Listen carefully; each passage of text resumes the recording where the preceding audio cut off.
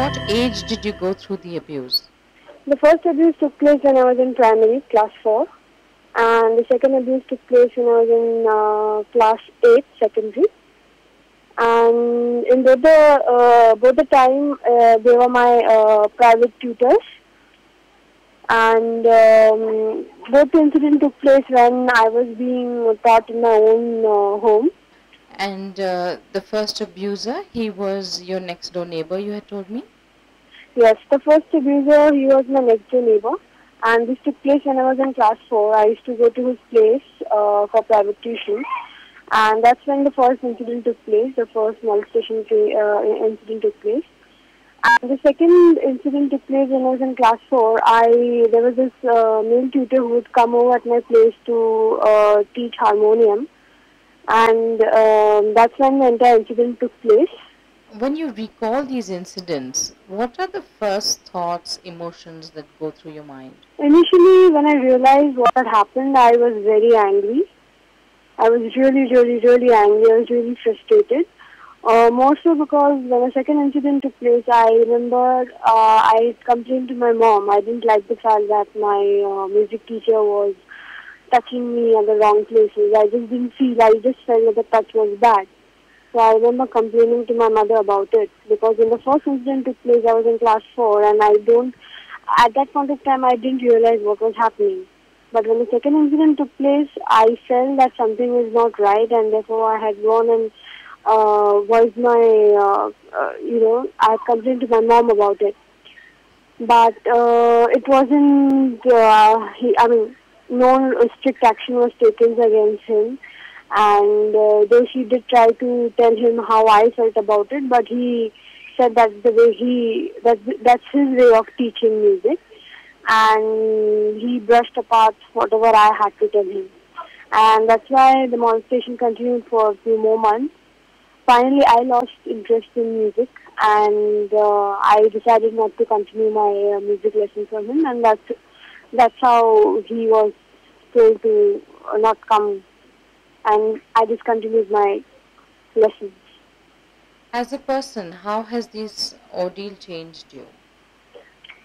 Well, initially there was a lot of anger within me, and also it affected my trust that I had towards my mother, because as I told you, when the second incident took place, I remember very distinctly going and telling her that, I don't like the fact that this person is, touching me I don't like the kind of thing that he's doing.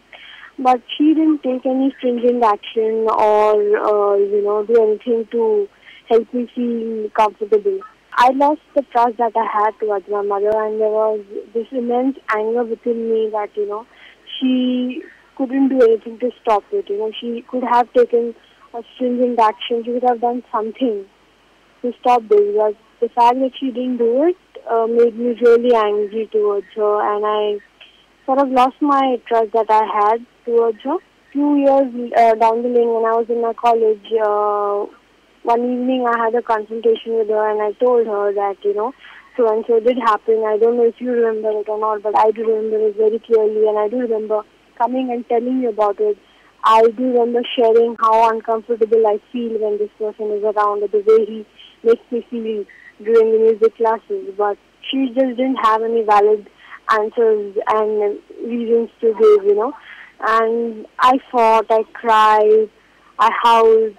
I told her, I didn't expect you to go file a police complaint, but the least you could do is you could have just stopped talking to the neighbor in the first case, but you didn't do that. You continued being a friendly neighbor. You continued being on friendly terms with him, and that hurt me the most, because I just felt very betrayed. 6 months ago, the same neighbor who had molested me for the first time visited my place, and I was really angry.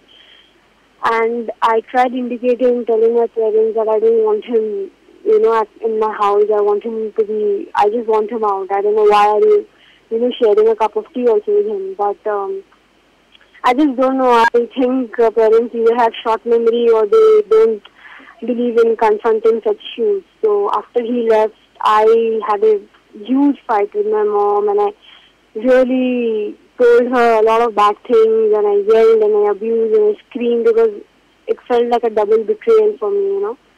And at that point of time, she gave me a very meek apology, which I didn't accept. But that's how things were, and I really don't think I'll be able to. I don't think I'll ever be able to forgive her for what she did.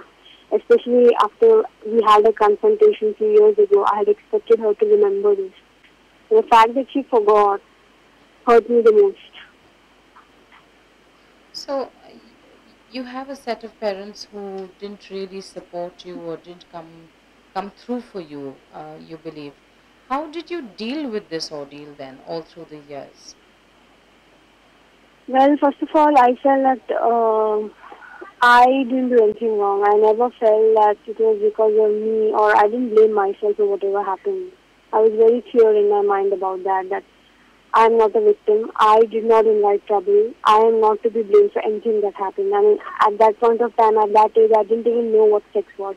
Forget what child sex abuse would be. It's much later, as I grew up, as I started reading newspapers, as I started watching news, as I started reading stories that other abusers have gone through, how they survived, how they found the courage. That gave me the hope and the courage to, move ahead. And that's how I have survived through this ordeal. You're a grown-up woman now. Has this affected relationships that you have? I'm definitely more cautious, and I take my time before I completely trust any man. But at the same time, I also believe that not every man is a pervert. Not every man has bad intentions. But yeah, I'm much more cautious when it comes to the opposite sex.